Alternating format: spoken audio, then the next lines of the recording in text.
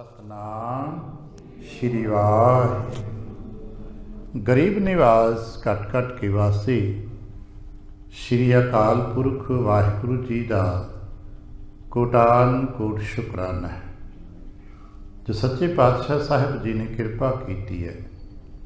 संपूर्ण दिवस अपने प्यार ते भाने विच बतीत कराया ते इस वक्त संध्या के समय अपने ही पावन दरबार की हाज़री भरन का सुभाग बख्शिया।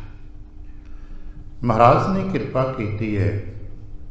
जगत गुरु गुरु नानक साहिब जी ने सानू सबब बख्शे, सानू जीवन विच फिर एक बार मुड़ के समा बख्शे कि असीं आप जी के पावन प्रकाश पुरब दीआं खुशियां साझियां कर सकीए।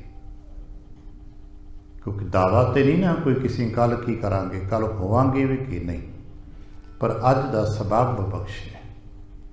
प्रकाश पुरब नूं समर्पित होंदियां ये जो संध्या के समय दीवाना की लड़ी चलती है, अज हाज़रियां भर रहे हैं। आप समूह संगतां बड़े अदब ते भाव च जुड़ मिल बैठे हो। जगत गुरु गुरु नानक साहिब जी की आपां जीवन साखी हौली हौली थोड़ी थोड़ी करके रोज़ वाचन का यत्न करते हैं। हुण तक असीं पिछे वाच रहे सां कि गुरु नानक पातशाह साहिब जी बहुत वड्डा कदम जो जीवन का है, जिन्होंने कहा जाता है चढ़िया सोधन धरत लुकाई। बाबा नानक साहिब जी ने लुकाई नूं सोधा लाउण दा एक बेनती करा। एक सोधा तो असीं निहंग बाणी च बोलते हैं सोधा लाउणा, पर महाराज ने सुधाई करने वास्ते कदम पुट्टे ने। ते जदों किते वड्डे कदम पुट्टे जाते हैं उत्थे आले दुआले हिल-जुल जरूर होंदी है। ते आले दुआले दी हुंदी हुई हिल-जुल जिस हलचल दे विच सारे जी चूंकि एक समान नहीं हुंदे, इस करके हर एक जी अपनी मत मुताबक जिन्नी को दी समर्था है, विचार मंडल की पकड़ है, उहदे मुताबक उहदे नतीजे कढ़दा है ते उहदे टीका टिप्पणियां करदा है। गुरु नानक पातशाह साहब जी दे इस वड्डे करतब ते जो पिछले दिनों च आपां वाच रहे सां कि महाराज ने वेंच टुब्बी लाई, बाहर आके सारा मोदी खाना छड्डिया, मसीह दा पौतक होया। कई महीने महाराज नगर तो बाहर बैठे रहे। इसते सारे दे सिलसिले दे विच महाराज के निजी परिवार ते असर पैना लाजमी सी, और बहुत वड्डा असर सुभावक सब तो वध जे असर पवे तो सत्कारयोग माता सुलखणी जी के जीवन ते पैना है। पर इहदे दरम्यान असां एक चीज़ देखी है, हुण तक माता सुलखणी जी ने एक भी कोई लफज नहीं बोलिया, बल्कि आपूं जाके सत्कार ना वेईं के किनारे ते जिथे महाराज बाहर बैठे सन मिलन गए ने, दर्शन परशन करन गए। इसका मतलब है कि जो भोजन प्रसाद की सेवा है वो घर तो ही स्थापित होंदी रही है।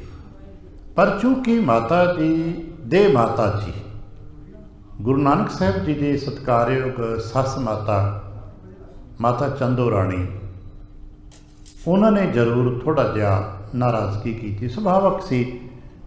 दरअसल वो एक सुभावक विचार है जो उठनी चाहिए है, हर घर में उठती है और साढ़े मनां दे मुताबक है। मनां दे मुताबक भाव इस करके कि जदों भी साढ़े साधारण घर परिवारां च किते कोई इहो जिहे हालात बनते ने तो सुभावक ही मावां दे दिलां नूं खो पैंदी है। हुण माता बजुर्ग है, उन्होंने सामने उहदी धी है, दो दोते ने, उन्हां दा जीवन खड़ा है। तो माता जी सोचते ने ना कि मेरी धी के आसरे कैसा जीवन बतीत करेगी, दो अगां बच्चे ने वो किवें जीवन बतीत करनगे, की होएगा। और एक ऐसा अणकियासिया जिहा समा हुंदा है जिहदे बारे किसी नूं कुछ पता नहीं हुंदा। तो इस करके माता जी थोड़े काले पैंदे सन, आए ने थोड़ा काला बोले ने। गुरु नानक पातशाह साहब जी ने माता जी के सन्मुख दुनियावी तौर पर कोई शब्द नहीं बोलिया, कोई बात काटता, कोई उज़र नहीं किया, बल्कि सिर झुका के इन्ना ही इशारा किया भी तुसीं वड्डे हो, तुसीं बोलते हो, तुहाडा हक बनता है। जिसनों असीं कहने कि गुरु नानक पातशाह के परिवार चों हर जी ने ਆਪਣਾ ਧਰਮ ਨਿਭਾਇਆ। ਵਡੇਰਿਆਂ ਦਾ ਕੀ ਧਰਮ ਹੁੰਦਾ ਇਹੋ ਜਿਹੇ ਸਮਿਆਂ 'ਤੇ, ਉਹਨੇ ਨਿਭਾਇਆ ਕਿ ਸੱਸ ਮਾਤਾ ਦਾ ਕੀ ਧਰਮ ਹੈ। ਕਿਉਂਕਿ ਗੁਰੂ ਨਾਨਕ ਪਾਤਸ਼ਾਹ ਸਾਹਿਬ ਜੀ ਨੇ ਜਦੋਂ ਸ਼ਬਦ ਉਚਾਰਨ ਕੀਤਾ ਤੇ ਉਦੋਂ ਮਾਤਾ ਜੀ ਨੇ ਸ਼ਬਦ 'ਤੇ ਕੋਈ ਗੌਰ ਧਿਆਨ ਨਹੀਂ ਦਿੱਤਾ। ਉਹਦਾ ਵੀ ਇੱਕ ਮਨੋਵਿਗਿਆਨਕ ਪੱਖ ਹੈ। ਜਦੋਂ ਮਨੁੱਖ ਕਿਸੇ ਗੁੱਸੇ 'ਚ ਹੁੰਦਾ ਹੈ ਜਾਂ ਇਹੋ ਜਿਹੇ ਭਾਵਨਾਤਮਕ ਸ਼ੋਭ ਵਿੱਚ ਹੁੰਦਾ ਹੈ, ਉਦੋਂ ਉਸ ਨੂੰ ਗਿਆਨ ਦੀਆਂ ਗੱਲਾਂ ਦਾ ਕੋਈ ਫਰਕ ਨਹੀਂ ਪੈਂਦਾ। ਕੋਈ ਗਿਆਨ ਦੀ ਗੱਲ ਨਾ ਸੁਣਨਾ ਚਾਹੁੰਦਾ ਹੈ, ਨਾ ਉਹਦੇ ਸਮਝ ਆਉਂਦੀਆਂ ਨੇ। ਅਸੀਂ ਉਹਨੂੰ ਕਹਿੰਦੇ ਨੇ ਕਿ ਉਦੋਂ ਉਸ ਵਿਅਕਤੀ ਦਾ ਦਿਮਾਗ ਬੰਦ ਹੋ ਚੁੱਕਾ ਦਾ, ਕੇਵਲ ਇੱਕ ਗੱਲ ਹੀ ਉਹਦੇ ਦਿਲੋਂ ਦਿਮਾਗ 'ਚ ਘੁੰਮ ਰਹੀ ਹੁੰਦੀ ਹੈ ਅਤੇ ਉਸ ਗੱਲ ਦੇ ਨਾਲ ਸੰਬੰਧਿਤ ਗੱਲਾਂ ਹੀ ਉਹ ਬਣਾ ਰਿਹਾ ਹੁੰਦਾ ਹੈ। ਇਹ ਸ਼ਬਦ ਆਪਨੇ ਕਦੇ ਪਾਠ ਕਰਨਾ ਸੀ, ਪਿਛਲੀ ਵਿਚਾਰ ਸਾਂਝੀ ਕੀਤੀ ਸੀ। ਮਿਲ ਮਾਤ ਪਿਤਾ ਪਿੰਡ ਕਮਾਇਆ, ਤਿਨ ਕਰਤੈ ਲੇਖ ਲਿਖਾਇਆ। ਰਾਗ ਮਾਰੂ ਵਿੱਚ ਪਾਵਨ ਸ਼ਬਦ ਹੈ। ਮਹਾਰਾਜ ਨੇ ਆਪਣੀ ਸੱਸ ਮਾਤਾ ਦੇ ਸਨਮੁਖ ਉਚਾਰਨ ਕੀਤਾ ਹੈ, ਪਰ ਮਾਤਾ ਜੀ ਨੇ ਤੇ ਧਿਆਨ ਨਹੀਂ ਕੀਤਾ। ਇਹ ਤੋਂ ਅੱਜ ਅੱਗੇ ਚੱਲਦੇ ਫਿਰ ਕੀ ਹੁੰਦਾ ਹੈ। ਜਿਵੇਂ ਸੰਸਾਰ ਦਾ ਕੋਈ ਵਿਅਕਤੀ ਕਿਸੇ ਕਾਰਨ ਕਰਕੇ ਜਾਂ ਸੰਸਾਰ ਦੇ ਲੋਭ ਕਰਕੇ, ਸੰਸਾਰ ਦੀਆਂ ਜ਼ਰੂਰਤਾਂ ਕਰਕੇ ਅਤੇ ਮੋਹ ਕਰਕੇ, ਦੋ ਤਿੰਨ ਚੀਜ਼ਾਂ ਜਦੋਂ ਇਕੱਠੀਆਂ ਹੋ ਜਾਣ ਨਾ ਅਤੇ ਤਿੰਨਾਂ ਚੀਜ਼ਾਂ ਦੀ ਆਪੂਰਤੀ ਨਾ ਹੋ ਰਹੀ ਹੋਵੇ ਅਤੇ ਫਿਰ ਕ੍ਰੋਧ, ਅਤੇ ਕ੍ਰੋਧ ਦਾ ਵੀ ਉਹ ਸਰੂਪ ਜਿਹੜਾ ਗਿਲਾ, ਸ਼ਿਕਾਇਤ ਅਤੇ ਸ਼ਿਕਵੇ ਦੇ ਰੂਪ ਵਿੱਚ ਹੁੰਦਾ ਹੈ। ਯਾਦ ਰੱਖਣਾ, ਇੱਕ ਕ੍ਰੋਧ ਦਾ ਪਾਸਾ ਹੁੰਦਾ ਹੈ, ਅਸੀਂ ਕਿਸੇ ਸਾਹਮਣੇ ਦੁਸ਼ਮਣ ਨਾਲ ਲੜਨ ਜਾਂਦੇ ਹਾਂ, ਉਹ ਕ੍ਰੋਧ ਦਾ ਦੂਸਰਾ ਪਾਸਾ ਹੁੰਦਾ ਹੈ, ਉਹ ਖਤਰਨਾਕ ਸਰੂਪ ਹੁੰਦਾ ਹੈ। ਪਰ ਇਹ ਸ਼ਿਕਵੇ ਨਾਲ ਭਰਿਆ, ਸ਼ਿਕਾਇਤ ਨਾਲ ਭਰਿਆ, ਉਡਾਮੇ ਨਾਲ ਭਰਿਆ ਹੋਇਆ ਕ੍ਰੋਧ ਹੁੰਦਾ ਹੈ, ਜਿਹੜਾ ਨੁਕਸਾਨ ਤਾਂ ਨਹੀਂ ਕਰਦਾ ਪਰ ਮਨ ਦੇ ਗੁਬਾਰ ਬਹੁਤ ਹੁੰਦੇ ਨੇ। ਮਾਤਾ ਜੀ ਦੇ ਮਨ ਵਿੱਚ ਗੁਬਾਰ ਬੜਾ ਹੈ ਵੀ ਕੀ ਕੀਤਾ ਹੈ ਇਹ ਨਾਨਕ ਤੋਂ, ਕੀ ਕੀਤਾ ਹੈ। ਹੁਣ ਨਿੱਕੇ ਨਿੱਕੇ ਬਾਲਕੇ ਕਿਹਦੇ ਆਸਰੇ ਟਿਕਣਗੇ, ਕੌਣ ਦੇ ਸਿਰ 'ਤੇ ਹੱਥ ਧਰੇਗਾ। ਇਹ ਸੁਭਾਵਿਕ ਜੋ ਪਰਿਵਾਰਕ ਗੱਲਾਂ ਨੇ ਮਾਤਾ ਜੀ ਕਰ ਰਹੇ ਨੇ। ਹੁਣ ਉਹ ਕਹਿੰਦੇ ਨੇ ਕਿ ਜਿਵੇਂ ਕਿਸੇ ਕੰਜੂਸ ਦਾ ਧਨ ਗਵਾਚ ਜਾਏ ਅਤੇ ਉਹ ਕਾਹਲਾ ਪੈਂਦਾ ਹੈ, ਇਵੇਂ ਮਾਤਾ ਜੀ ਦੇ ਹੱਥੋਂ ਅਤੇ ਮਨ ਧਨ ਗਵਾਚਾ ਹੈ ਵੀ ਉਹਨਾਂ ਦਾ ਜਵਾਈ ਦੇ ਸਾਧ ਬਣ ਕੇ ਤੁਰ ਪਿਆ। ਅਤੇ ਜਿਉਂ ਕਿਰਪਨ ਧਨ ਸੰਗ੍ਰਹਿ ਹੇਤਾ, ਤਜਨ ਤਾਹੇ ਸਿਖਾਵਨ ਨਹੀਂ ਲੇਤਾ। ਜਿਵੇਂ ਕੋਈ ਕੰਜੂਸ ਨੂੰ ਕਹੇ ਵੀ ਧਨ ਛੱਡ ਦੇ ਤੇ ਥੋੜ੍ਹਾ ਛੱਡੇਗਾ, ਇਵੇਂ ਹੀ ਕੋਈ ਮੋਹ ਵਿੱਚ, ਪਿਆਰ ਵਿੱਚ ਮਾਂ ਥੋੜ੍ਹਾ ਕਹੇ ਕਿ ਮੇਰਾ ਪੁੱਤਰ ਜਾਂ ਮੇਰਾ ਜਵਾਈ ਘਰ-ਬਾਰ ਵਸਤਾ ਰਸਤਾ ਘਰ ਛੱਡ ਕੇ, ਨਿੱਕੇ ਨਿੱਕੇ ਬਾਲਕ ਛੱਡ ਕੇ ਇਹ ਸਾਧ ਬਣ ਕੇ ਤੁਰ ਜਾਏ, ਕੋਈ ਮਾਂ ਨਹੀਂ ਚਾਹੁੰਦੀ। ਕੋਈ ਮਾਂ ਤੇ ਕੋਈ ਉਪਦੇਸ਼ ਗਿਆਨ ਨਹੀਂ ਸੁਣੇਗੀ। ਉਹ ਇੱਕੋ ਹੀ ਗੱਲ ਕਹੇਗੀ, ਤੇਰੇ ਬੱਚੇ ਕੀ ਕਰਨਗੇ, ਸਾਡਾ ਬੁਢਾਪਾ ਕੀ ਬਣੇਗਾ, ਬੱਚਿਆਂ ਦਾ ਕੀ ਬਣੇਗਾ। ਇੱਕ ਪਰਿਵਾਰਕ ਗੱਲਾਂ ਨੇ। ਤਿਉਂ ਮੂਲੇ ਪੁੰਨ ਚੰਦੋ ਰਾਣੀ, ਇਸੇ ਭਾਵ ਦੇ ਵਿੱਚ ਨੇ ਭਾਈ ਮੂਲ ਚੰਦ ਜੀ ਅਤੇ ਮਾਤਾ ਚੰਦੋ ਰਾਣੀ ਜੀ। ਇਸੇ ਕਰਕੇ ਉਹ ਹੁਣ ਗਿਆਨ ਦੀਆਂ ਗੱਲਾਂ, ਵਿਦਿਆ ਦੀਆਂ ਗੱਲਾਂ ਨਹੀਂ ਸੁਣਦੇ। ਇੱਕੋ ਗੱਲ ਕਹਿੰਦੇ ਨੇ, ਸ਼੍ਰੀ ਗੁਰੂ ਸ਼ਬਦ ਧਰਿਓ ਨਹੀਂ ਕਾਨੀ, ਗੁਰੂ ਸ਼ਬਦ ਬਾਣੀ ਨਹੀਂ ਸੁਣੀ, ਨਹੀਂ ਕੰਨ ਧਰਿਆ। ਬੋਲੀ ਬਹੁ ਕ੍ਰੋਧ ਸੋ ਬੈਨਾ, ਸਗੋਂ ਗੁੱਸੇ 'ਚ ਇੱਕ ਬਚਨ ਕੀਤਾ। ਅਸ ਵਿਚਾਰ ਕੇ ਬਚਨ ਅਬ ਭਨਨ ਲਗਾ ਹਮ ਪਾਸ। ਕਹਿੰਦੇ ਕਿ ਹੁਣ ਘਰ-ਬਾਰ ਛੱਡ ਕੇ, ਕਿਰਤ ਛੱਡ ਕੇ ਸਾਧ ਬਣ ਗਏ ਅਤੇ ਸਾਨੂੰ ਮੱਤਾਂ ਦੇਣ ਲੱਗ ਪਏ ਹੋ। ਅੱਜ ਵੀ ਇੱਕ ਦੇਖਦੇ ਹੁੰਦਾ ਨਾ, ਸਿਆਣੇ ਕਹਿੰਦੇ ਹੋ ਤੁਸੀਂ ਬਹੁਤੇ ਸਿਆਣੇ ਹੋ ਗਏ ਹੋ, ਸਾਨੂੰ ਮੱਤਾਂ ਦਿੰਦੇ ਹੋ। ਮਾਤਾ ਵੀ ਕਹਿਣ ਲੱਗੇ ਸਾਨੂੰ ਮੱਤਾਂ ਦੇਣ ਲੱਗ ਪਏ ਹੋ। ਅਸਾਂ ਜ਼ਿੰਦਗੀ ਹੰਡਾਈ ਹੈ, ਸਾਡੀ ਉਮਰ ਕਾੜੀ, ਘਰ ਦੇ ਟੱਬਰ ਪਾਲਦੇ ਹਾਂ, ਬੱਚੇ ਪਾਲਦੇ ਹਾਂ, ਅਤੇ ਤੁਸਾਂ ਕੀ ਕੀਤਾ ਹੈ, ਸਾਨੂੰ ਕਿਉਂ ਮੱਤਾਂ ਦਿੰਦੇ ਹੋ। ਪੂਰਬ ਕਿਉਂ ਨਾ ਵਿਚਾਰੇ ਹੋ, ਜਬ ਕੀ ਨੂੰ ਘਰ ਵਾਸ। ਇਹੀ ਕੰਮ ਕਰਨਾ ਸੀ ਅਤੇ ਪਹਿਲਾਂ ਵਾਚਦੇ ਤੁਸਾਂ ਗ੍ਰਸਤੀ ਕਿਉਂ ਅਪਣਾਇਆ, ਵਿਆਹ ਕਿਉਂ ਕੀਤਾ। ਆ ਨਿੱਕੇ ਨਿੱਕੇ ਬਾਲਕ ਨੇ, ਇਹ ਸਭ ਗੱਲਾਂ ਤੁਹਾਨੂੰ ਪਹਿਲਾਂ ਸੋਚਣੀਆਂ ਸੀ। ਪਹਿਲਾਂ ਕਹਿੰਦੇ ਵੀ ਮੈਂ ਨਹੀਂ ਵਿਆਹ ਕਰਨਾ, ਮੈਂ ਘਰ ਨਹੀਂ ਰਹਿਣਾ। ਤੁਸਾਂ ਘਰ ਬਣਾਇਆ ਹੀ ਕਿਉਂ, ਜੇ ਘਰ ਛੱਡਣਾ ਹੈ ਤੇ ਘਰ ਬਣਾਏ ਕਿਉਂ। ਖਰਚ ਸਾਧਨ ਕੋ ਦੀਰਘ ਜਾਨਾ। ਮੈਨੂੰ ਤਾਂ ਇੰਝ ਲੱਗਦਾ ਵੀ ਤੈਨੂੰ ਨਾ ਖਰਚ ਭਾਰੀ ਪੈ ਗਿਆ। ਹੁਣ ਤੇਰਾ ਟੱਬਰ ਵੱਡਾ ਹੋ ਗਿਆ, ਉਧਰ ਮਾਤਾ ਪਿਤਾ ਵੀ ਬਜ਼ੁਰਗ ਹੁੰਦੇ ਜਾ ਰਹੇ ਨੇ, ਇੱਧਰ ਤੇਰੇ ਗਾਂ ਦੋ ਬਾਲ ਹੋ ਗਏ ਨੇ, ਘਰ ਦਾ ਖਰਚ ਵੱਡਾ। ਪਹਿਲਾਂ ਤਾਂ ਵੱਡੇ ਅਮੀਰੀ ਦੇ ਸ਼ੌਕ ਬਣਾ ਲਏ ਅਤੇ ਹੁਣ ਵੱਡੇ ਖਰਚ ਪਏ ਨੇ, ਅਤੇ ਖਰਚਾ ਛੱਡ ਕੇ ਭੱਜ ਬੇ। ਵੇਖ ਫਕੀਰੀ ਨਿਜ ਤਨ ਠਾਨਾ, ਅਤੇ ਫਕੀਰੀ ਲਿਬਾਸ ਪਾ ਲਿਆ, ਹੁਣ ਸਾਧ ਬਣ ਗਿਆ। जे जानत तैं ऐसी करनी। किते सानू पता हुंदा भी तू साध बन जाना है, तो तनजा विपता क्यों जरनी, तां असीं अपनी धी दी विपता अपने गल क्यों पाउंदे, भाव तेरे नाल विआह क्यों करते। क्यों करते तिह को संबंधा, असीं तेरे तुहाडे नाल संबंध ही ना करते। भाईओ भाग चे को अत मंदा, दुनियावी तौर ते माता कहती कि मेरे धी दे भाग मंदे ने, पर अज ज्ञानी विज्ञानी संत साधु सारी संगत सारा जगत कहता है कि शायद माता सुलखणी तो वड्डे भाग किसी दे भी नहीं। अज ये भी कहांगे कि माता चंदो राणी तो वड्डी बजुर्ग माता भी कोई वड्डे भागां वाली नहीं होनी कि जिस ते जमाता जवाई के रूप च गुरु नानक ने। ये ठीक है, वक्त ते उन्हें समझ नहीं आ रही, पर शायद ये तो वड्डे भाग साडे परिवारां च जिथों तक साडी सोच मत बुद्ध काम करती होएगी कि किसी घर परिवार च कि कोई सस माता इन्ने भागां वाली होएगी, तो शायद जवाब है नहीं। जिन्हां दे जवाई के रूप च गुरु नानक जी मत्था टेकदे होण, पर उस वक्त नहीं समझ आती जदों माहौल हुंदा ना हो जिहा, हर गल समय ते समझ नहीं आती। कहन लगे हम हेरे तर जा तनु जा दुख नैना, सानू अपनी धी का दुख अखी देखना पैना। तेरे उर परमेश्वर भैना, ते हालत साढ़े इतिहासा भी हुंदा है कि परमेश्वर जी ना रूप नानक जी नूं ही कह रहे हैं कि तुम रब का डर नहीं है, तुम घर बार छड्ड के तुर पए हो। बस यही तो गुरु नानक साहब की सब तो वड्डी वडियाई आ। अजो कदे कदे कीर्तन च आपां सुणदे ना, धन नानक तेरी वड्डी कमाई, भी सब कुछ हो के भी कदे ये नहीं किया कि मैं कुछ हाँ। आप नारायण रूप ने सब कुछ कर सकते हैं, पर फिर भी ये नहीं कहते कि मैं कुछ कर सकता जी, मैं कुछ कीता है। बालक पालक हो वह कौन, हुण माता जी थोड़े जे हौली हौली ठंडे हो रहे हैं, शांत गुबार निकल जाए तो मनुखी सुभावक ही शांत हो जाता, फिर गच भर जाता है। ये मनोविज्ञान पढ़दे पढ़दे पता है कि पहला मनुख गुस्से च बोलता है, गुस्से चों बोलता हौली हौली ज्ञान दियाँ उलामे दियाँ गल्लां करदा है, उलामे दियां गल्लां करदे करदे मुक जांदियां ने, फिर उलामे निजी परिवारक देन लग पैंदा है, ते फिर जे गलती गल होवे तो फिर रोण लग पैंदा है। ये मन भर जाता है।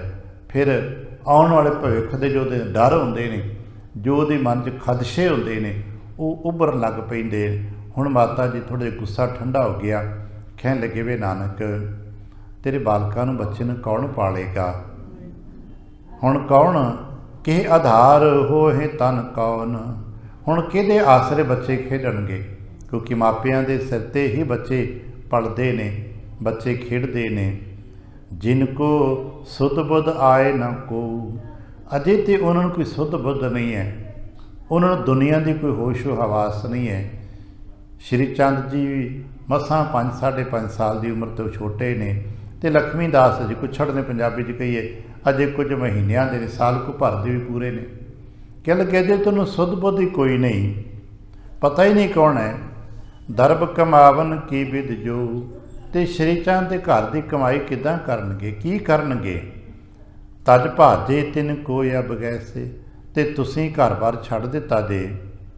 हो जामन बस परदेसी जैसे, जिवें किसी सरां च परदेसी आउंदे ने, कुछ समा रुकदे ने ते तुर जाते ने।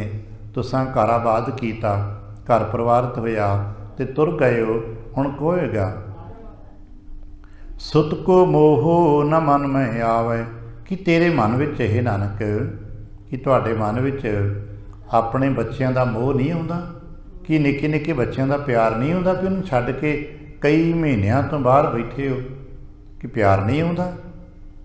जो जग में निज बंस बधावे, सानूं पता है कि साडा बाग साडा परिवार इन्हां बच्चों करके ही हुंदा है, पर तुहानूं कि अपने बच्चों का प्यार भी नहीं आउंदा।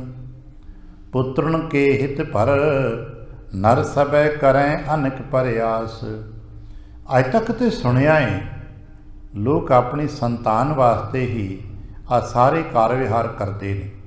सुभाविक समाजिक तौर पर अज भी साढ़े तो कोई पूछे भी देश प्रदेश क्यों तुरे फिरदे हो, ਸਾਰਾ ਦਿਨ ਮਿਹਨਤਾਂ ਮਸ਼ੱਕਤਾਂ ਕਿਉਂ ਕਰਦੇ ਹੋ ਤੇ ਕੀ ਕਹਿੰਦੇ ਆ ਭਾਈ ਨਿਆਣੇ ਪਾਲਣੇ ਆ, ਬੱਚੇ ਪੜ੍ਹਾਉਣੇ ਨੇ, ਬੱਚਿਆਂ ਦੀ ਪ੍ਰਤਪਾਲਨਾ ਕਰਨੀ ਮਾਪਿਆਂ ਦਾ ਧਰਮ ਹੈ, ਫਰਜ਼ ਹੈ। ਪਰ ਨਾਨਕ ਜੀ ਤੁਹਾਨੂੰ ਆਪਣੇ ਬੱਚਿਆਂ ਦੇ ਬਾਰੇ ਖਿਆਲ ਨਹੀਂ ਆਉਂਦਾ।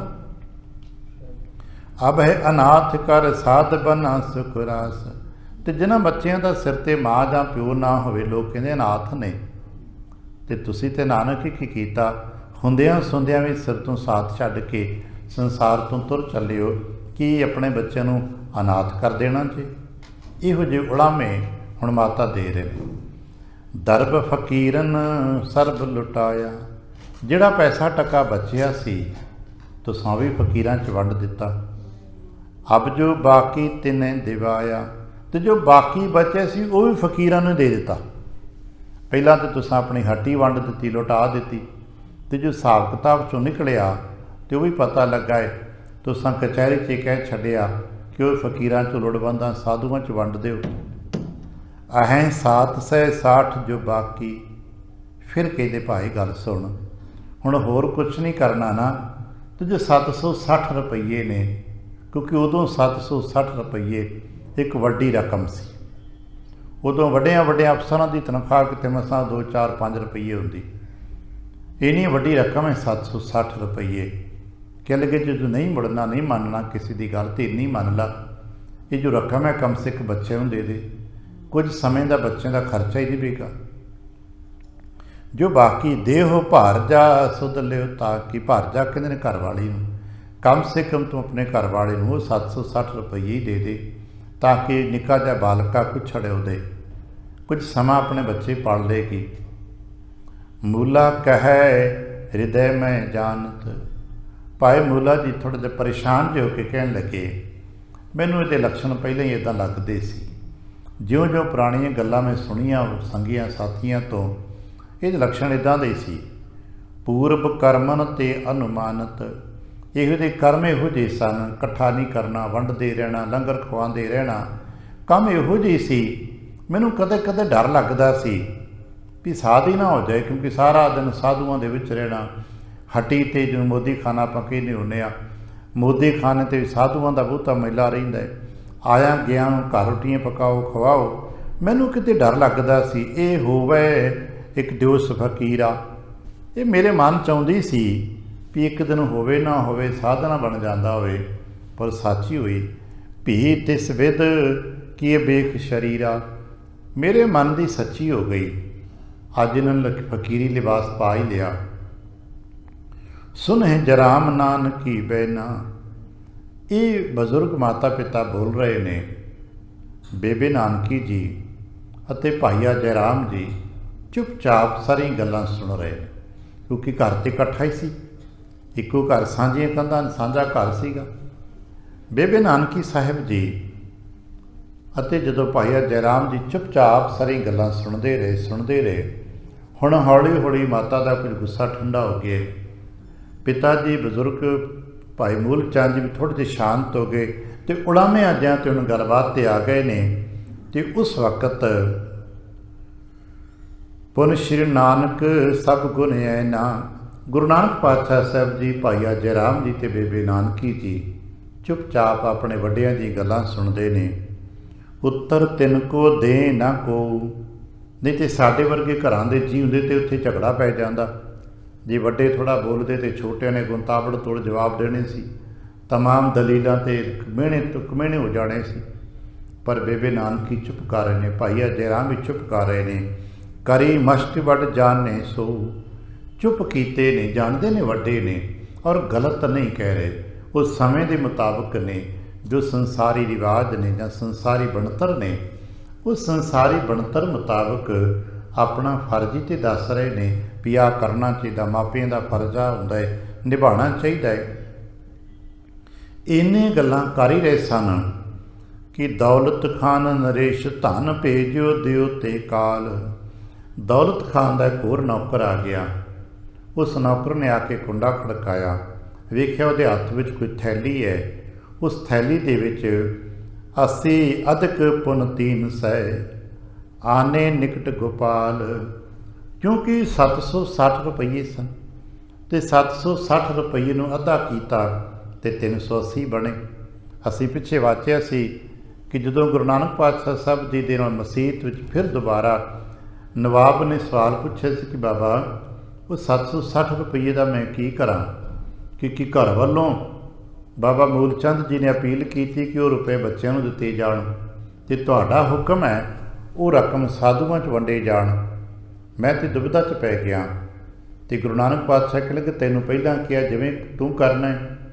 ਕਹਿ ਲੱਗਾ ਬਾਬਾ ਸੰਸਾਰ ਦੀ ਅਪੀਲ ਜਿਹੜੀ ਹੈ, ਸੰਸਾਰ ਦਾ ਨਿਆਂ ਉਹ ਤਾਂ ਇਹ ਕਹਿੰਦਾ ਕਿ ਪੈਸੇ ਅਤੇ ਰੁਪਏ ਅਤੇ ਹੱਕ ਬੱਚਿਆਂ ਦਾ ਹੈ, ਘਰ ਵਾਲੀ ਦਾ ਹੈ। ਤੁਹਾਡੀ ਰਕਮ ਹੈ, ਤੁਸੀਂ ਕਮਾਏ ਨੇ ਪੈਸੇ, ਤੁਹਾਡੀ ਕਮਾਈ ਹੋਈ ਰਕਮ ਅਮਾਨਤ ਮੇਰੇ ਕੋਲ ਹੈ, ਪਰਿਵਾਰ ਦਾ ਹੱਕ ਹੈ, ਪਰ ਤੁਹਾਡਾ ਹੁਕਮ ਵੰਡਣ ਦਾ ਹੈ। ਇਸ ਕਰਕੇ ਮੈਂ ਵਿਚਕਾਰ ਖੜਾ ਹਾਂ ਅਤੇ ਇੱਕ ਰਾਏ ਦਿੰਦਾ ਬੇਨਤੀ ਦੇ ਰੂਪ ਵਿੱਚ ਮੈਂ ਅੱਧੋ ਅੱਧ ਕਰ ਦੇਣਾ, ਅੱਧੇ ਬੱਚਿਆਂ ਨੂੰ ਭੇਜ ਦੇਣਾ ਅਤੇ ਅੱਧੇ ਤੁਹਾਡੇ ਹੁਕਮ ਦੇ ਮੁਤਾਬਕ ਜਿੱਥੇ ਸਾਧੂ ਸੰਤਾਂ ਦਾ ਕੋਈ ਟਿਕਾਣਾ ਹੋਏਗਾ ਆਏ ਗਏ ਲੋੜਵੰਦਾਂ ਦੀ ਮਦਦ ਕਰ ਦਿਆਂਗੇ। ਹੁਣ ਉਹ 380 ਰੁਪਏ ਉਹਨੇ ਅੱਧੇ ਕਰਕੇ ਨਕਦ ਘਰ ਭੇਜ ਦਿੱਤੇ ਨੇ। ਲੀਨ ਜਰਾ ਮਹਾਥ ਸੋ ਦਰਬਾ, ਕਿਉਂਕਿ ਸਾਰੇ ਪਰਿਵਾਰ ਦੇ ਕਾਰ ਮੁਖਤਾਰ ਭਾਈਆ ਜੈਰਾਮ ਜੀ ਨੇ, ਅਤੇ ਉਹਨੇ ਜੋ ਸੇਵਕ ਆਇਆ ਉਹਨੇ ਉਹ ਥੈਲੀ ਭਾਈਆ ਜੈਰਾਮ ਜੀ ਨੂੰ ਸੌਂਪਣੀ ਸੀ, ਕਿਉਂਕਿ ਦਫ਼ਤਰ ਦੇ ਵਿਹਾਰ ਮੁਤਾਬਕ ਜੈਰਾਮ ਜੀ ਹੀ ਜ਼ਮਾਨਤੀ ਨੇ, ਇਹੀ ਮੁਖਤਾਰ ਨੇ। ਅਤੇ ਇਹਨਾਂ ਉਹ ਥੈਲੀ ਲਈ ਹੈ, ਜਾਏ ਸੁਲੱਖਣੀ ਟਿਕਦੀ ਹੈ ਦਰਬਾ, ਅਤੇ ਉਹ 380 ਰੁਪਈਏ ਭਾਈਆ ਜੈਰਾਮ ਜੀ ਨੇ ਲਏ ਨੇ ਅਤੇ ਮਾਤਾ ਸੁਲੱਖਣੀ ਜੀ ਨੂੰ ਸੌਂਪ ਦਿੱਤੇ ਨੇ। ਦੱਸਿਆ ਅਰਧ ਰਹੇ ਸੋ ਖਾਨ ਨਿਰਪਾਲਾ, ਦੱਸ ਦਿੱਤਾ ਵੀ 760 ਰੁਪਈਏ ਸੀ, ਉਹਨਾਂ 'ਚੋਂ ਅੱਧੇ ਦੇ ਕਰ ਦਿੱਤੇ ਨੇ। ਅੱਧੇ ਰੁਪਈਏ ਆ ਤੁਹਾਡੇ ਕੋਲ ਅਮਾਨਤ ਜਿਹੜੀ ਸੀ ਉਹ ਆ ਗਈ ਹੈ, ਅਤੇ ਅੱਧੇ ਰੁਪਈਏ ਦਏ ਫਕੀਰ ਨੇ ਜਹਾਂ ਵਿਸ਼ਾਲਾ, ਉਹ ਉਹਨਾਂ ਨੇ ਸਾਧੂਆਂ 'ਚ ਵੰਡ ਦਿੱਤੇ ਨੇ। ਸੋ ਬਾਸੁਰ ਤਹਿ ਬੀਤਿਓ ਸਗਰਾ, ਇੰਜ ਸਾਰਾ ਦਿਨ ਗੱਲਾਂ ਬਾਤਾਂ ਕਰਦਿਆਂ ਪਰਿਵਾਰ ਦੇ ਵਿੱਚ ਕੁਝ ਗਰਮਾ ਗਰਮੀ ਹੋਈ, ਮਾਤਾ ਜੀ ਕੇ ਤਮਾਮ ਗੱਲਾਂ ਬਾਤਾਂ ਦੇ ਵਿੱਚ ਇਹ ਸਾਰਾ ਦਿਨ ਇਸੇ ਤਰ੍ਹਾਂ ਬਤੀਤ ਹੋ ਗਿਆ। ਰਜਨੀ ਭਈ ਆਨ ਕਰ ਜਬ ਹੀ, ਹੌਲੀ ਹੌਲੀ ਰਾਤ ਹੋ ਗਈ। ਭੋਜਨ ਕਰ ਪੌਡੇ ਘਰ ਸਭ ਹੀ, ਹੁਣ ਸਾਰੇ ਆਪਣੇ ਆਪਣੇ ਥਾਵਾਂ 'ਤੇ ਵਿਸ਼ਰਾਮ 'ਤੇ ਪਹੁੰਚੇ ਨੇ। ਅਰਣੋਦਕ ਉਠ ਆਰਤ ਹਾਰੀ, ਅੰਮ੍ਰਿਤ ਵੇਲਾ ਅਰਣੋਦਕ ਕਹਿੰਦੇ ਨੇ ਸੂਰਜ ਚੜ੍ਹਨ ਤੋਂ ਪਹਿਲਾਂ, ਜਿਹਨੂੰ ਅਸੀਂ ਪੰਜਾਬੀ 'ਚ ਕਦੇ ਕਹਿੰਦੇ ਲਾਲੀ ਛਾ ਗਈ, ਪੌ ਪਟਾਲਾ ਹੋ ਗਿਆ। ਸੂਰਜ ਚੜ੍ਹਨ ਤੋਂ ਪਹਿਲਾਂ ਸਾਰੇ ਉੱਠੇ ਨੇ। ਮਹਾਰਾਜ ਧੰਨ ਗੁਰੂ ਨਾਨਕ ਪਾਤਸ਼ਾਹ ਜੀ ਗਵਨੇ ਜਹੈ ਸਰਤਾ ਬਰਬਾਰੀ, ਜੋ ਆਪਣਾ ਪੁਰਾਣਾ ਰੂਟੀਨ ਸੀ ਵੀ ਘਰੋਂ ਅੰਮ੍ਰਿਤ ਵੇਲੇ ਦਰਿਆਓ 'ਤੇ ਵੇਈ ਕੰਢੇ ਇਸ਼ਨਾਨ ਕਰਨ ਜਾਣਾ, ਅੱਜ ਵੀ ਉਸੇ ਤਰ੍ਹਾਂ ਹੀ ਗਏ ਨੇ, ਘਰੋਂ ਉੱਠੇ ਨੇ, ਇਸ਼ਨਾਨ ਕਰਨ ਗਏ ਨੇ। ਕਰ ਦਾਤਨ ਸੁਖ ਜਲਜ ਪਖਾਰਾ, ਇੰਜ ਸੁਖਦਾਤੇ ਸਾਹਿਬ ਜੀ ਨੇ ਦਾਤਨ ਆਦਿ ਕੀਤੀ, ਇਸ਼ਨਾਨ ਕੀਤਾ। ਪੁਨ ਮੱਜਨ ਕੀ ਵੇ ਮਝਾਰਾ, ਜਿਵੇਂ ਹਮੇਸ਼ਾ ਹੀ ਮਹਾਰਾਜ ਉੱਥੇ ਇਸ਼ਨਾਨ ਕਰਦੇ ਸਨ, ਇਸ਼ਨਾਨ ਕੀਤਾ। ਭੇ ਸਥਿਤ ਤਹਿ ਹੇਰਿਓ ਰੌਰਾ, ਉੱਥੇ ਮਹਾਰਾਜ ਇਸ਼ਨਾਨ ਕਰਕੇ ਜੇ ਬੈਠੇ ਹੀ ਸਨ ਕਿ ਦੇਖਿਆ ਥੋੜ੍ਹੇ ਦੂਰ ਦੂਜੇ ਪਾਸੇ ਘਾਟ 'ਤੇ ਕੁਝ ਰੌਲਾ ਪੈ ਰਿਹਾ ਹੈ। ਰੌਲਾ ਦੇਖਿਆ ਹੁਤੋ ਜਗਾਤੀ ਖਤਰ ਠੌਰਾ, ਕਿਉਂਕਿ ਉੱਥੋਂ ਲੋਕ ਨਦੀ ਪਾਰ ਕਰਦੇ ਸਨ, ਅਤੇ ਸਭ ਨੂੰ ਪਤਾ ਕਿ ਨਦੀਆਂ ਦੇ ਪਾਰ ਕਰਨ ਦੇ ਮੁਕਾਮ 'ਤੇ ਜਾਂ ਇਹੋ ਜਿਹੀਆਂ ਜਿਹਨੂੰ ਅੱਜ ਕੱਲ੍ਹ ਦੀ ਭਾਸ਼ਾ 'ਚ ਆਪਾਂ ਚੁੰਗੀ ਕਹਿੰਦੇ ਆ, ਜਾਂ ਟੋਲ ਟੈਕਸ ਸ਼ਬਦ ਹੁਣ ਬਣ ਗਿਆ ਹੈ, ਚੁੰਗੀਆਂ ਜਾਂ ਟੋਲ ਟੈਕਸ ਵਾਲਾ, ਉਹ ਨਦੀ ਪਾਰ ਕਰਨ ਦਾ ਚੁੰਗੀ ਵਸੂਲਣ ਵਾਲਾ ਜਿਹਨੂੰ ਜਗਾਤੀ ਕਹਿੰਦੇ ਨੇ, ਉਹ ਜਗਾਤੀ ਉੱਥੇ ਖੜਾ ਸੀ। ਅਤੇ ਜਗਾਤੀ ਆਉਣ ਜਾਣ ਵਾਲਿਆਂ ਤੋਂ ਭਾਰ ਦੇ ਮੁਤਾਬਕ ਜਾਂ ਨਗ ਦੇ ਮੁਤਾਬਕ ਜੋ ਉਸ ਵਕਤ ਤੈਅ ਕੀਤਾ ਹੁੰਦਾ ਧਨ ਉਹ ਇਕੱਠਾ ਕਰਦਾ ਸੀ। ਉੱਥੇ ਦੇਖਿਆ ਜਾਚੇ ਇੱਕ ਦਿਜ ਧੇਨ ਆਨ ਕੋ ਰੋਕਾ, ਇੱਕ ਬ੍ਰਾਹਮਣ ਹੈ, ਉਹ ਆਪਣੀ ਗਊ ਨੂੰ ਬੇੜੀ 'ਤੇ ਬਿਠਾ ਕੇ ਬੇੜੀ 'ਤੇ ਚੜ੍ਹ ਕੇ ਨਦੀ ਪਾਰ ਕਰਨਾ ਚਾਹੁੰਦਾ ਹੈ। ਹੁਣ ਇਹਦਾ ਰੌਲਾ ਪੈਂਦਾ ਹੈ। ਉਹ ਜਗਾਤੀ ਜਿਹੜਾ ਹੈ ਉਹ ਪੈਸੇ ਮੰਗਦਾ, ਕਿਉਂਕਿ ਬੇੜੀ 'ਤੇ ਜਗਾਤ ਲੱਗਣਾ ਹੈ, ਜੋ ਸਰਕਾਰੀ ਤੌਰ 'ਤੇ ਟੈਕਸ ਹੁੰਦਾ, ਜੋ ਠੇਕੇਦਾਰਾਂ ਲਿਆ ਹੁੰਦਾ ਹੈ। ਫਿਰ ਕਿੰਨਾ ਸਾਮਾਨ ਲੈ ਕੇ ਜਾਂਦੇ ਹੋ, ਵਜ਼ਨ ਮੁਤਾਬਕ ਦੁਨੀਆ ਭਰ ਦੇ ਇੱਥੇ ਕਾਨੂੰਨੀ ਜੇ ਨੁਕਤੇ ਹੁੰਦੇ ਨੇ। ਉਹਨੇ ਰੋਕ ਲਿਆ, ਦਿਓ ਜੁਗਾਤ ਆਨ ਤੋਂ ਸੋਕਾ, ਉਹਨੇ ਆ ਕੇ ਬੇੜੀ ਰੋਕਤੀ ਵੀ ਤੁਸੀਂ ਬਿਨਾਂ ਟੈਕਸ ਦਿੱਤੇ ਆ ਨਦੀ ਪਾਰ ਨਹੀਂ ਕਰ ਸਕਦੇ। ਜਾਚੇ ਕਿਤਕ ਨਹੀਂ ਤੇ ਪਾਸੀ, ਉਹਨੇ ਜਿਤਨੇ ਪੈਸੇ ਉਸ ਵਕਤ ਮੰਗੇ ਹੋਣਗੇ ਉਸ ਬ੍ਰਾਹਮਣ ਦੇ ਕੋਲੋਂ ਪੈਸੇ ਉਸ ਵਕਤ ਨਹੀਂ ਸੀਗੇ। ਦਿਜ ਕੀ ਦਸ਼ਾ ਦੇਖਿਆ ਅਬਿਨਾਸ਼ੀ। ਗੁਰੂ ਨਾਨਕ ਪਾਤਸ਼ਾਹ ਸਾਹਿਬ ਜੀ ਸਾਰਾ ਮੇਲਾ ਦੇਖ ਰਹੇ ਨੇ ਵੀ ਉਹ ਪੈਸੇ ਮੰਗ ਰਿਹਾ ਹੈ ਤੇ ਉਹ ਬ੍ਰਾਹਮਣ ਕਹਿੰਦਾ ਕਿ ਮੇਰੇ ਕੋਲ ਪੈਸੇ ਹੈ ਨਹੀਂ, ਪਰ ਮੈਂ ਗਊ ਨੂੰ ਪਾਰ ਲੈ ਕੇ ਜਾਣਾ। ਦਿਜ ਕੀ ਦਸ਼ਾ ਦੇਖਿਆ ਅਬਿਨਾਸ਼ੀ। ਦੇਖਿਆ ਚੌਂਕਾ ਧੋਤੀ ਟਿੱਕਾ ਮਾਲਾ। ਦੇਖਿਆ ਸਾਰਾ ਕੁਝ ਕਰਦਾ ਉਹਨੇ, ਧੋਤੀ ਆਦਿਕ ਜੋ ਇਸ਼ਨਾਨ ਪਾਨ ਕਰਦਾ ਉਹ ਵੀ ਕੀਤਾ। ਦੂਜੇ ਪਾਸੇ ਦੇਖਿਆ ਜੋ ਜਗਾਤ ਮੰਗਣ ਵਾਲਾ ਹੈ ਉਹ ਵੀ ਖੱਤਰੀ ਹੈ, ਅਤੇ ਉਹ ਕਿਉਂਕਿ ਜਗਾਤੀਏ ਜਿਹੜੇ ਹੁੰਦੇ ਨੇ ਉਹਨਾਂ ਦਰਿਆਵਾਂ ਦੇ ਕੰਢਿਆਂ 'ਤੇ ਰਹਿੰਦੇ ਨੇ। ਅੱਜ ਵੀ ਵੇਖਿਆ ਹੋਣਾ ਚੁੰਗੀਆਂ ਵਾਲੇ ਉੱਥੇ ਰਹਿੰਦੇ ਨੇ ਅਤੇ ਉਹਨਾਂ ਦਾ ਖਾਣ ਪਾਣ ਦਾ ਪ੍ਰਬੰਧ ਵੀ ਉਹਨਾਂ ਉੱਥੇ ਚੌਂਕਾ ਚੁੱਲ੍ਹਾ ਆਪਣਾ ਬਣਾਇਆ ਹੁੰਦਾ, ਉੱਥੇ ਖਾਈ ਪਕਾਈ ਜਾਂਦੇ ਨੇ ਅਤੇ ਨਾਲ ਹੀ ਪੈਸੇ ਇਕੱਠੇ ਕਰੀ ਜਾਂਦੇ ਨੇ।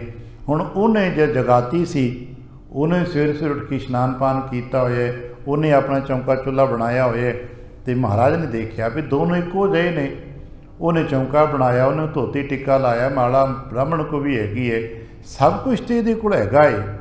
ਚੱਲ ਚੰਗੇ ਭਲੇ ਧਰਮੀ ਲੱਗਦੇ ਨੇ, ਭਲੇ ਬਣਾਓ ਲਖਿਓ ਕਿਰਪਾਲਾ। ਮਹਾਰਾਜ ਨੇ ਵੇਖਿਆ ਕਿ ਪੂਰਾ ਬਾਹਰਲਾ ਬਣਤਰ ਹੈ ਉਹ ਤਾਂ ਧਰਮ ਦੇ ਮੁਤਾਬਕ ਹੈ। ਉਹਨੇ ਟਿੱਕਾ ਵੀ ਲਾਇਆ ਹੋਇਆ, ਗਲਮਾਲਾ ਵੀ ਪਾਈ ਹੋਈ ਹੈ, ਅਤੇ ਉੱਥੇ ਉਹਨੇ ਆਪਣੇ ਜੋ ਸਵੇਰੇ ਸਵੇਰੇ ਉੱਠ ਕੇ ਇਸ਼ਨਾਨ ਪਾਨ ਕਰਕੇ ਜੋ ਰੋਟੀ ਪਾਣੀ ਪਕਾਉਣੀ ਹੈ ਉਹਦੇ ਵਾਸਤੇ ਚੁੱਲ੍ਹਾ ਚੌਂਕਾ ਵੀ ਤਿਆਰ ਕੀਤਾ, ਜੋ ਬ੍ਰਾਹਮਣ ਮਤ ਮੁਤਾਬਕ ਇਸ਼ਨਾਨ ਪਾਨ ਕਰਕੇ ਚੌਂਕਾ ਸੁੱਚਾ ਕੀਤਾ ਜਾਂਦਾ ਹੈ। ਉਹਨੇ ਸਾਰਾ ਕਰਾਇਆ। ਵਿਪਰ ਗਊ ਕੀ ਮੋਚਨ ਰੋਕਾ। ਅਤੇ ਮਜ਼ੇ ਦੀ ਗੱਲ ਹੈ ਕਿ ਜਿਸ ਗਊ ਦੇ ਗੋਹੇ ਦੇ ਨਾਲ ਉਹਨੇ ਉਹ ਆਪਣਾ ਚੌਂਕਾ ਸੁੱਚਾ ਕੀਤਾ ਹੈ ਉਸੇ ਗਊ ਨੂੰ ਹੁਣ ਟੈਕਸ ਵਾਸਤੇ ਰੋਕੀ ਬੈਠਾ ਹੈ। ਤਿਸ ਪਰ ਸ਼੍ਰੀ ਗੁਰ ਕਹਿਓ ਸ਼ਲੋਕਾ। ਉਹਨਾਂ ਦੀ ਹਾਲਤ ਦਸ਼ਾ ਦੇਖ ਕੇ ਮਹਾਰਾਜ ਨੇ ਉੱਥੇ ਇੱਕ ਬਚਨ ਉਚਾਰਨ ਕੀਤਾ ਜੋ ਆਪਾਂ ਕਈ ਵਾਰ ਕੀਰਤਨ 'ਚ ਵਡੇਰਿਆਂ ਤੋਂ ਸੁਣਿਆ। ਗਊ ਬ੍ਰਾਹਮਣ ਕਉ ਕਰ ਲਾਵੋ, ਗੋਬਰ ਤਰਨ ਨ ਜਾਈ। ਮਹਾਰਾਜ ਕਹਿਣਗੇ ਭਲਿਆ ਲੋਕਾਂ, ਜਿਸ ਜਿਉਂਦੇ ਜਾਗਤੀ ਗਊ ਨੂੰ ਤੂੰ ਟੈਕਸ ਲਾ ਰਿਹਾ ਉਹਦੇ ਗੋਬਰ ਦੇ ਨਾਲ ਤੂੰ ਆਪਣਾ ਚੌਂਕਾ ਸੁੱਚਾ ਕਰ ਰਿਹਾ, ਪਰ ਇਹ ਦੱਸ ਵੀ ਜੇ ਉਹਦਾ ਗੋਬਰ ਸੁੱਚਾ ਹੈ ਅਤੇ ਕੀ ਉਹ ਗਊ ਸੁੱਚੀ ਨਹੀਂ? ਤੂੰ ਧੋਤੀ ਟਿੱਕਾ ਤੈ ਜਪ ਮਾਲੇ, ਧਨ ਮਲੇਛਾਂ ਖਾਈ। ਦਰਅਸਲ ਇਹ ਭਾਈ ਤੁਸੀਂ ਧੋਤੀਆਂ ਬੰਨ੍ਹਦੇ ਹੋ, ਟਿੱਕਾ ਟੁੱਕਾ ਤੁਸੀਂ ਧਰਮ ਮੁਤਾਬਕ ਸਾਰਾ ਲਾਇਆ, ਪਰ ਜੋ ਤੁਸੀਂ ਧਨ ਖਾਂਦੇ ਹੋ ਨਾ ਉਹ ਧਨ ਸੁੱਚਾ ਨਹੀਂ ਹੈ। ਜਿਹਨੂੰ ਸਿਆਣੇ ਕਹਿੰਦੇ ਨੇ ਜੈਸਾ ਅਸੀਂ ਅੰਨ ਖਾਵਾਂਗੇ ਵੈਸਾ ਮਨ ਹੋਏਗਾ, ਅਤੇ ਭਾਈ ਅੰਨ ਕੈਸਾ ਹੋਏਗਾ? ਜੈਸਾ ਅਸੀਂ ਧਨ ਕਮਾਵਾਂਗੇ। ਇੰਝ ਕਿਹਾ ਜਾਂਦਾ ਹੈ ਕਿ ਜੈਸਾ ਅੰਨ ਧਨ ਹੁੰਦਾ ਹੈ ਉੱਥੋਂ ਅੰਨ ਹੁੰਦਾ ਹੈ ਅਤੇ ਉੱਥੋਂ ਮਨ ਬਣਦਾ ਹੈ। ਇਸੇ ਕਰਕੇ ਅੱਜ ਤੱਕ ਦੇ ਸਿਆਣੇ ਕਹਿੰਦੇ ਨਾ ਕਿ ਕਮਾਈ ਸੁੱਚੀ ਕਰਿਆ ਕਰੋ, ਆਪਣੇ ਬੱਚਿਆਂ ਵਾਸਤੇ ਠੱਗੀਆਂ ਠੋਰੀਆਂ ਇਹੋ ਜਿਹੀ ਮਾਰ ਕੇ ਨਾ ਲਿਆਇਆ ਕਰੋ।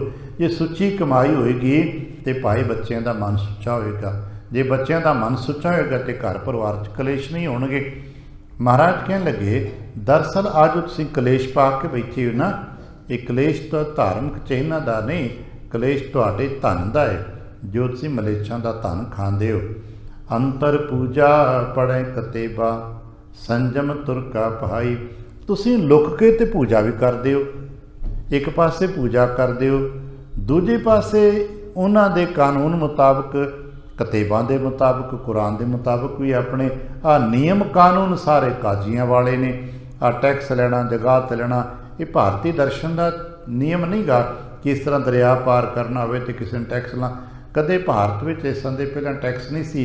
ਇਹ ਇਸਲਾਮ ਮੰਡਲ ਤੋਂ ਹੀ ਆਏ ਨੇ ਸੜਕਾਂ 'ਤੇ ਟੈਕਸ ਟੁਕਸ ਦੀ ਅੱਜ ਵੀ ਬਣਤਰ ਸਾਡੇ 'ਤੇ ਲੱਗੀ ਹੈ। ਇਹ ਯੂਰੋਪੀਅਨ ਪੱਧਤੀ, ਯੂਰਪ ਦੀਆਂ ਪੁਰਾਣੀਆਂ ਕਹਾਣੀਆਂ ਨੇ, ਹੌਲੀ ਹੌਲੀ ਅੱਜ ਚੱਲਦੀਆਂ ਨੇ, ਨਹੀਂ ਤਾਂ ਐਸਾ ਕੋਈ ਟੈਕਸ ਨਹੀਂ ਸੀ ਲੱਗਦਾ। ਪਾਤਸ਼ਾਹ ਕਹਿਣ ਲੱਗੇ ਛੋਟੀ ਲੈ ਪਾਖੰਡਾ। ਉਹ ਭਲੇ ਉਹ ਪਾਖੰਡ ਛੱਡ ਦਿਓ, ਇੱਕ ਪਾਸੇ ਲੱਗ ਜਾਓ। ਜੇ ਪੂਜਾ ਪਾਠ ਕਰਕੇ ਗਊ ਨੂੰ ਮਾਤਾ ਕਹਿੰਦੇ ਤਾਂ ਫਿਰ ਗਊ ਨੂੰ ਲੰਘ ਜਾਣ ਦੇ। ਗੱਲ ਤੇ ਮਹਾਰਾਜ ਨੇ ਸਿੱਧੀ ਉਸ ਨੂੰ ਕਹੀ, ਨਾਮ ਲਾਈਏ ਜਾਹਿ ਤਰਨ ਦਾ। ਅਤੇ ਜਿਹਨੇ ਸਮਝ ਤੇ ਮਹਾਰਾਜ ਕਹਿੰਦੇ ਕਿ ਭਾਈ ਇਸ ਤਰ੍ਹਾਂ ਦੇ ਧੋਤੀ ਬੰਨ੍ਹਣ ਦੇ ਨਾਲ, ਟੀਕਾ ਲਾਉਣ ਦੇ ਨਾਲ, ਲੁਕ ਲੁਕ ਕੇ ਪੂਜਾ ਕਰਨ ਦੇ ਨਾਲ ਇੱਦਾਂ ਨਾ ਤਾਂ ਭਾਰ ਉਤਾਰਾ ਕਿਸੇ ਦਾ ਹੋਇਆ, ਨਾ ਸਮਾਜ ਵਿੱਚ ਕਿਸੇ ਦੀ ਇੱਜ਼ਤ ਪ੍ਰਤਿਸ਼ਠਾ ਬਣੀ। ਤੁਸੀਂ ਦੋਹਰਾ ਜੀਵਨ ਜੀ ਰਹੇ ਹੋ। ਇੱਕ ਪਾਸੇ ਪੂਜਾ ਪਾਠ ਵੀ ਕਰਦੇ ਹੋ, ਇੱਕ ਪਾਸੇ ਮੁਗਲਾਂ ਦੇ ਜੋ ਉਸ ਵਕਤ ਦੇ ਹਾਕਮ ਨੇ ਜਿਹਨੂੰ ਮਲੇਛ ਕਿਹਾ ਜਾਂਦਾ ਹੈ ਉਹਨਾਂ ਦੇ ਮੁਤਾਬਕ ਵੀ ਹੋਏ ਫਿਰਦੇ ਹੋ, ਨਿਯਮ ਕਾਨੂੰਨ ਉਹਨਾਂ ਦੇ ਮੰਨੀ ਫਿਰਦੇ ਹੋ। ਜਿਨ੍ਹਾਂ ਦੀ ਪੂਜਾ ਕਰਦੇ ਹੋ ਉਹਨਾਂ 'ਤੇ ਮੁੜ ਕੇ ਟੈਕਸ ਲਾਉਂਦੇ ਹੋ। ਇਸ ਕਰਕੇ ਭਾਈ ਗਲਤ ਹੈ। ਅਤੇ ਉਹ ਪੰਡਤ ਜੀ ਨੂੰ ਮਹਾਰਾਜ ਕਹਿਣ ਲੱਗੇ, ਜੇ ਬ੍ਰਾਹਮਣ ਸਨ, ਕਹਿਣ ਲੱਗੇ ਮਾਨਸ ਖਾਣੇ ਕਰੇ ਨਿਵਾਜ। ਤੁਸੀਂ ਦੇਖਿਆ ਨਹੀਂ ਜਿਹੜੇ ਮਨੁੱਖਾਂ ਤੱਕ ਨੂੰ ਮਾਰ ਕੇ ਖਾ ਜਾਂਦੇ ਨੇ, ਭਾਵ ਹੱਕ ਪਰਾਇਆ ਖਾ ਜਾਂਦੇ ਨੇ, ਉਹ ਨਿਵਾਜਾਂ ਕਰਦੇ ਨੇ। ਛੁਰੀ ਵਗਾਇਨ ਤਿੰਨ ਗਲ ਤਾਕ। ਅਤੇ ਦੂਜੇ ਪਾਸੇ ਜਿਹੜੇ ਗਲ ਛੁਰੀਆਂ ਚਲਾਉਂਦੇ ਨੇ, ਭਾਵ ਜਿਹੜੇ ਵੀ ਗਰੀਬਾਂ ਦਾ ਹੱਕ ਖਾਂਦੇ ਨੇ, ਇੱਕ ਨਮਾਜ਼ਾਂ ਕਰਦੇ ਪਏ ਨੇ, ਇੱਕ ਗਲ ਜਨੇਊ ਪਾ ਕੇ ਬੈਠੇ ਨੇ। ਵੱਢਦੇ ਗਲ ਗਰੀਬਾਂ ਦਾ ਦੋਨੋਂ ਹੀ ਨੇ। ਤਿੰਨ ਘਰ ਬ੍ਰਾਹਮਣ ਪੂਰੈ ਨਾਦ। ਅਤੇ ਤੁਸੀਂ ਬ੍ਰਾਹਮਣ ਜੀ ਇਹੋ ਜਿਹੇ ਖੱਤਰੀਆਂ ਦੇ ਘਰ ਜਾ ਕੇ ਸ਼ੰਖ ਪੂਰਦੇ ਹੋ, ਇੱਥੇ ਜਾ ਕੇ ਵੇਦ ਪਾਠ ਪੜ੍ਹਦੇ ਹੋ, ਜਿਨ੍ਹਾਂ ਦਾ ਬਾਹਰਲਾ ਦਰਸ਼ਨ ਕੁਝੋਰ ਹੈ ਅਤੇ ਅੰਦਰਲਾ ਕੁਝੋਰ ਹੈ। ਉਹਨਾਂ ਪੇ ਆਵੈ ਉਹੀ ਸਾਧ। ਅਤੇ ਜਿਹੋ ਜਿਹਾ ਧਰਮ ਦਾ ਉਹਨਾਂ ਦਾ, ਉਹੋ ਜਿਹਾ ਧਰਮ ਤੁਹਾਡਾ, ਭਾਵ ਨਾ ਉਹਨਾਂ ਦੇ ਪੱਲੇ ਸੱਤ ਹੈ ਅਤੇ ਨਾ ਤੁਹਾਡੇ ਪੱਲੇ ਸੱਤ ਹੈ। ਉਹ ਵੀ ਬੇਈਮਾਨੀ ਦਾ ਧਨ ਕਮਾਉਂਦੇ ਨੇ, ਬੇਈਮਾਨੀ ਦੇ ਧਨ 'ਚੋਂ ਤੁਸੀਂ ਹਿੱਸਾ ਲੈ ਲੈਂਦੇ ਹੋ, ਅਤੇ ਨਤੀਜਨ ਤੁਹਾਡੇ ਚਿੱਤ ਮੰਡਲ ਵੀ ਮਾੜੇ ਹੋ ਚੁੱਕੇ ਨੇ। ਨਤੀਜਾ ਨਿਕਲਦਾ ਕੂੜੀ ਰਾਸ ਕੂੜਾ ਵਾਪਾਰ। ਇਹ ਸਾਰਾ ਕੁਝ ਕੂੜਾ ਹੈ ਭਾਈ।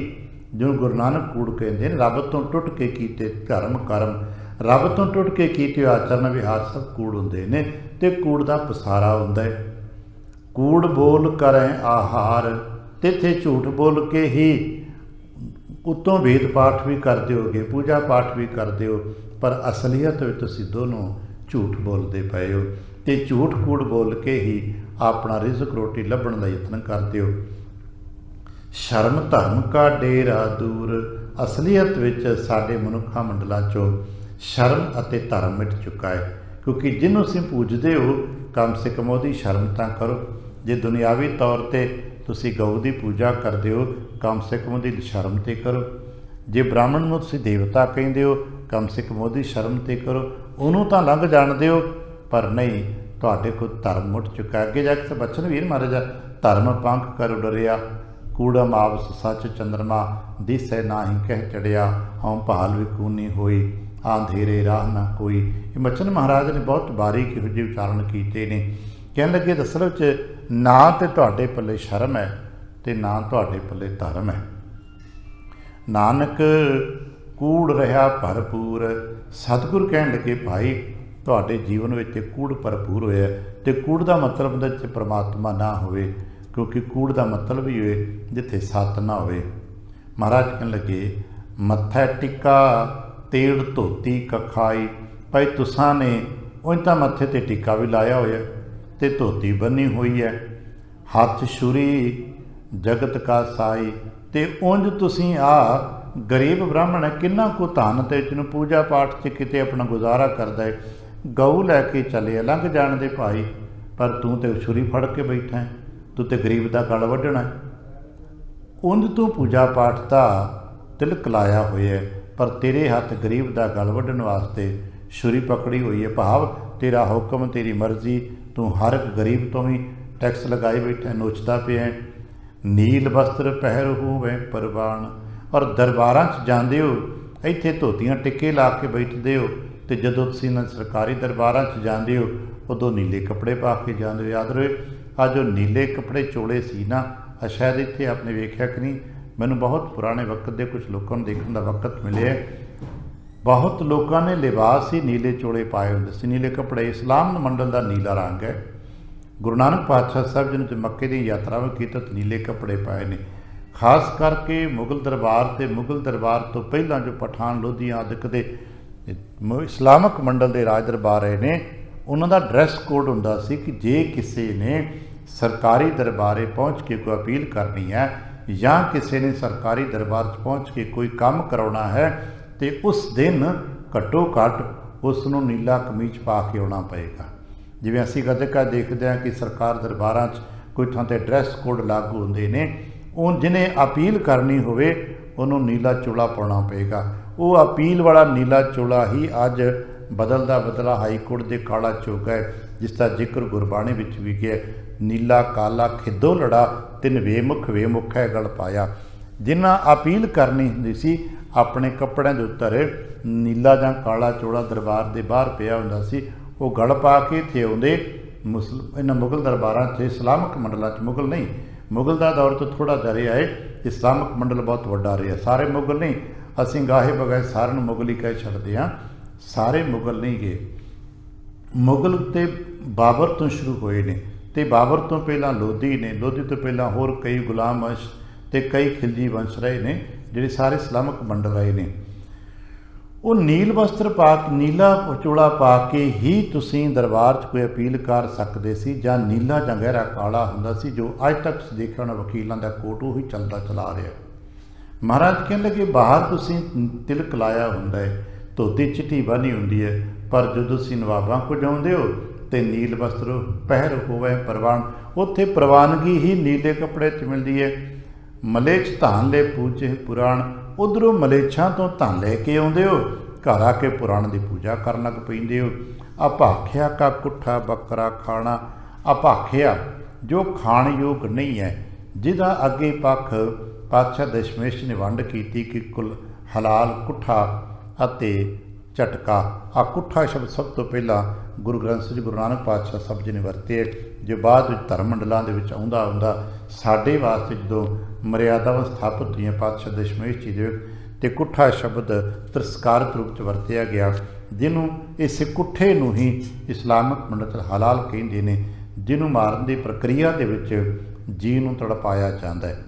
ਔਰ ਇਹ ਜਬਰਨ ਕਰਾਇਆ ਜਾਂਦਾ ਸੀ ਕਿ ਜੇ ਕਿਸੇ ਸ਼ਿਕਾਰੀ ਲੋਕ ਜਿਵੇਂ ਰਾਜਪੂਤ ਲੋਕ ਸ਼ਿਕਾਰ ਖੇਡਦੇ ਸਨ, ਮਾਸ ਖਾਂਦੇ ਸਨ, ਉਹਨਾਂ ਨੂੰ ਇਹ ਖਾਣ ਦਾ ਹੱਕ ਨਹੀਂ ਸੀ ਹੁੰਦਾ, ਤੇ ਧੱਕੇ ਦੇ ਨਾਲ ਉਹਨਾਂ ਨੂੰ ਇਸਲਾਮਿਕ ਤਰੀਕੇ ਦੇ ਨਾਲ ਜੀਅ ਨੂੰ ਮਾਰ ਕੇ ਖਾਣਾ ਪੈਂਦਾ ਸੀ। ਅੱਜ ਵੀ ਬਾਜ਼ਾਰਾਂ 'ਤੇ ਤਕਰੀਬਨ ਬਹੁਤੇ ਵੱਡੇ ਹੋਟਲਾਂ 'ਚ ਇਹੀ ਤਰੀਕਾ ਵਰਤਿਆ ਜਾਂਦਾ ਹੈ, ਜਾਂ ਹੁਣ ਤਾਂ ਚਲੋ ਕਈ ਇਲੈਕਟ੍ਰੋਨਿਕ ਤਰੀਕੇ ਆ ਗਏ ਨੇ, ਮਸ਼ੀਨੀ ਤਰੀਕੇ ਆ ਗਏ ਨੇ, ਉਹਨਾਂ ਦੇ ਨਾਲ ਕਰਦੇ ਮਾਰਦੇ ਹੋਣਗੇ, ਪਰ ਕੋਈ ਵਕਤ ਸੀ ਜਦੋਂ ਇਹ ਕੁੱਠਾ ਹੀ ਹਲਾਲ ਹੀ ਹਾਵੀ ਹੋ ਚੁੱਕਾ ਸੀ। ਮਹਾਰਾਜ ਨੇ ਸਭ ਤੋਂ ਪਹਿਲਾਂ ਜੇ ਸਾਡੇ ਸਿੱਖ ਮੰਡਲ ਦੀ ਗੱਲ ਕੀਤੀ ਜਾਏ ਤੇ ਇਸ 'ਤੇ ਗੁਰੂ ਨਾਨਕ ਪਾਤਸ਼ਾਹ ਨੇ ਟਿੱਪਣੀ ਕੀਤੀ ਹੈ, ਭਾਖਿਆ ਕਾ ਕੁੱਠਾ, ਨਾ ਖਾਣ ਯੋਗ ਕੁੱਠਿਆ ਹੋਇਆ ਬੱਕਰਾ ਖਾਣਾ ਖਾਂਦੇ ਨਹੀਂ ਹੋ, ਇੱਥੇ ਬਾਹਰ ਤਿਲਕ ਲਾ ਕੇ ਬੈਠੇ ਹੋ, ਪਰ ਉਹਨਾਂ ਦੀ ਜਦੋਂ ਪੰਚਾਇਤਾਂ ਜਾਂਦੇ ਹੋ, ਉਹਨਾਂ ਦੇ ਨਾਲ ਬੈਠਦੇ ਹੋ, ਤੁਸੀਂ ਸਭ ਹਲਾਲ ਖਾਂਦੇ ਹੋ। ਚੌਕੇ ਉੱਪਰ ਕਿਸੇ ਨੇ ਜਾਣਾ, ਤੇ ਜਦੋਂ ਆਪਣੇ ਘਰਾਂ 'ਚ ਆਉਂਦੇ ਹੋ ਤੇ ਬੜੇ ਸੁੱਚੇ ਪੰਡਤ ਬਣਦੇ ਹੋ ਵੀ ਨਾ ਭਾਈ ਸਾਡੇ ਤੇ ਚੌਂਕੇ ਤੇ ਪਰਛਾਵਾਂ ਵੀ ਕਿਸੇ ਦਾ ਨਾ ਪੈ ਜੇ, ਇਹ ਤੁਸੀਂ ਦੋਹਰਾ ਧਰਮਾ ਡੰਬਰ ਬਣਾ ਕੇ ਬੈਠੇ ਹੋ। ਦੇ ਕੇ ਚੌਂਕਾ ਕੱਢੀ ਕਾਰ, ਤੇ ਫਿਰ ਚੌਂਕਾ ਬਣਾਉਂਦੇ ਹੋ ਜਿਵੇਂ ਉਹਨੇ ਬਣਾ ਕੇ ਰੱਖਿਆ ਸੀ, ਪਰ ਸੁੱਚਾ ਲਿੰਬ ਪੋਚ ਕੇ ਇਹ ਤੇ ਲਕੀਰਾਂ ਕੱਢੀਆਂ ਨੇ, ਇਸ ਲਕੀਰ ਤੋਂ ਅੰਦਰ ਕੋਈ ਨਹੀਂ ਆਏਗਾ। ਉੱਪਰ ਆਏ ਬੈਠੇ ਕੂੜਿਆਰ, ਤੇ ਇਹੋ ਜਿਹੇ ਮਾੜੇ ਜੀਵਨ ਵਾਲੇ ਇਸ ਸੁੱਚੇ ਚੌਂਕੇ 'ਚ ਆ ਕੇ ਬਹਿ ਜਾਂਦੇ। ਤੇ ਮਹਾਰਾਜ ਕਹਿਣ ਲੱਗੇ ਮੱਤ ਪਿੱਟੈ ਵੇ ਮੱਤ ਪਿੱਟੈ। ਮਹਾਰਾਜ ਕਹਿਣ ਲੱਗੇ ਅਸਲੀਅਤ ਵਿੱਚ ਤੇ ਲਕੀਰਾਂ ਦਾ ਮਤਲਬ ਕਿ ਇੱਧਰ ਕੋਈ ਆਏ ਨਾ, ਭੇਟਿਆ ਨਾ ਜਾਏ, ਪਰ ਤੁਸੀਂ ਕੁੜਿਆਰ ਬੈਠੇ ਹੋ, ਤੇ ਕੁੜਿਆਰ ਨੇ ਸਾਰਾ ਚੌਂਕਾ ਸਾਰਾ ਜੀਵਨ ਭੇਟਿਆ। ਇਹ ਅੰਨ ਅਸਾਡਾ ਫਿੱਟੈ, ਤੁਸੀਂ ਲਕੀਰ ਇਸ ਕਰਕੇ ਖਿੱਚੀ ਹੁੰਦੀ ਹੈ ਕਿ ਮਤਾਂ ਕੋਈ ਅੰਦਰ ਆ ਜਾਏ ਤੇ ਸਾਡਾ ਅੰਨ ਭੇਟਿਆ ਨਾ ਜਾਏ, ਮਾੜਾ ਨਾ ਹੋ ਜਾਏ। ਤਨ ਫਿੱਟੈ ਫੇੜ ਕਰੇ ਨੇ, ਪਰ ਤੁਸੀਂ ਤਾਂ ਤਨ ਕਰਕੇ ਫਿੱਟੇ ਹੋ, ਤੁਸੀਂ ਤਾਂ ਮਾੜੇ ਕਰਮ ਕਰਦੇ ਹੋ। ਮਨ ਝੂਠਾ ਹੈ ਚੁਲੀ ਭਰੇ ਨ, ਤੁਹਾਡੇ ਮਨ 'ਚ ਕੂੜੇ ਨੇ, ਮਨ ਝੂਠੇ ਨੇ, ਉਤੋਂ ਚੂੜੀਆਂ ਲੈ ਕੇ ਗੰਗਾ ਜਲ ਦੀਆਂ ਇੱਥੇ ਛਿੜ ਕੇ ਚੌਂਕੇ ਸੁੱਚੇ ਕਰਦੇ ਪਏ ਹੋ। ਕਹੋ ਨਾਨਕ ਸੱਚ ਧਿਆਈਐ, ਸੁੱਚ ਹੋਵੈ ਤਾਂ ਸੱਚ ਪਾਈਐ। ਮਹਾਰਾਜ ਕਹਿਣ ਲੱਗੇ ਭਾਈ ਜਿੰਨਾ ਚਿਰ ਜੀਵਨ ਸੱਚਾ ਤੇ ਸੁੱਚਾ ਨਹੀਂ, ਉਹਨਾਂ ਚਿਰ ਪ੍ਰਮਾਤਮਾ ਦੀ ਬਖਸ਼ਿਸ਼ ਨਹੀਂ ਹੁੰਦੀ। ਇਹ ਬਚਨ ਜਦ ਮਹਾਰਾਜ ਜੀ ਨੇ ਕੀਤੇ ਨਾ, ਸੁਣ ਸਤਿਗੁਰੂ ਤੇ ਤਰਕ ਸਮੇਤਾ, ਮਹਾਰਾਜ ਦਾ ਇਹ ਤਰਕ ਭਰਿਆ ਬਚਨ ਸੁਣ ਕੇ ਪਰਿਉ ਚਰਨ ਖੱਤਰੀ ਚਿਤ ਚੇਤਾ। ਉਹ ਜੋ ਜਾਗਾਤੀ ਮੌਕੇ 'ਤੇ ਅਫਸਰ ਖੱਤਰੀ ਸੀ, ਉਹ ਪੈਰੀਂ ਪੈ ਗਿਆ, ਕਹਿਣ ਲੱਗਾ ਮੈਂ ਭੁੱਲੋ ਤੁਮ ਮਾਰਗ ਪਾਇਓ, ਮੈਂ ਵਾਕਈ ਭੁੱਲਿਆ ਹੋਇਆ ਸਾਂ, ਮੈਨੂੰ ਤੇ ਸਮਝ ਹੀ ਨਹੀਂ ਸੀ ਆ ਰਹੀ। ਅਸੀਂ ਹਰ ਇੱਕ ਨੂੰ ਚੰਗਾ ਚੰਗਾ ਹੀ ਸਮਝ ਬੈਠੇ, ਪਰ ਤੁਸਾਂ ਮਾਰਗ ਪਾਤਾ ਹੈ। ਧਨ ਲਾਲਚ ਤੇ ਚਿੱਤ ਬਿਰਮਾਇਓ, ਮੇਰਾ ਮਨ ਲਾਲਚ ਵਿੱਚ ਆ ਗਿਆ ਸੀ, ਹੇਰ ਕਿਰਪਾ ਕਰ ਨਾਮ ਦ੍ਰਿੜਾਵਾ। ਗੁਰੂ ਨਾਨਕ ਪਾਤਸ਼ਾਹ ਸਾਹਿਬ ਜੀ ਨੇ ਉਹਨੂੰ ਨਾਮ ਦ੍ਰਿੜ ਕਰਾਇਆ। ਤਰਿਓ ਕਸ਼ਟ ਤੇ ਮੋਹ ਨਸਾਵਾ, ਉਹ ਸੁਧਰ ਗਿਆ, ਮੋਹ ਦੇ ਕਸ਼ਟ ਤੋਂ ਬਚ ਗਿਆ।